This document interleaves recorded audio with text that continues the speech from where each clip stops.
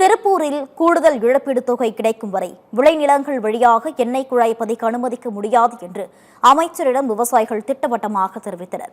திருப்பூர் மாவட்டத்தில் விளைநிலங்கள் வழியாக எண்ணெய் குழாய் அமைக்கும் திட்டத்திற்கு எதிர்ப்பு தெரிவித்து போராடி வரும் விவசாயிகளிடம் அமைச்சர் அருண்ராஜ் முன்னிலையில் பேச்சுவார்த்தை நடைபெற்றது.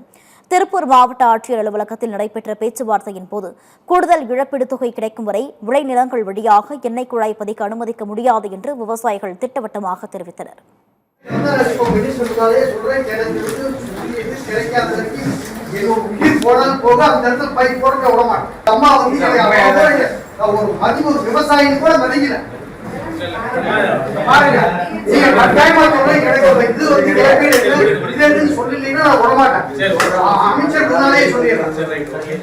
எங்களை மிரட்டி போலீஸ் வச்சு மிரட்டி எங்களை இது மிரட்டி தான் எங்களுக்கு பைப் லைன் போடுறதுக்கு உள்ள வந்தாங்க. நாங்க எங்களுக்கு உயிர் போனாலும் சரி, எங்களை போலீஸ் வச்சு மிரட்டினா பிரச்சனை பெருசுதான் ஆகு.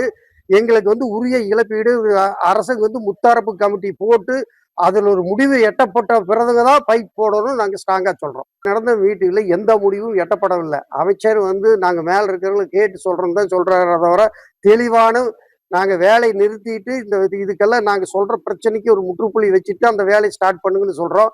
ஆனா அவங்க அதுக்கு தெளிவான முடிவு வரலை.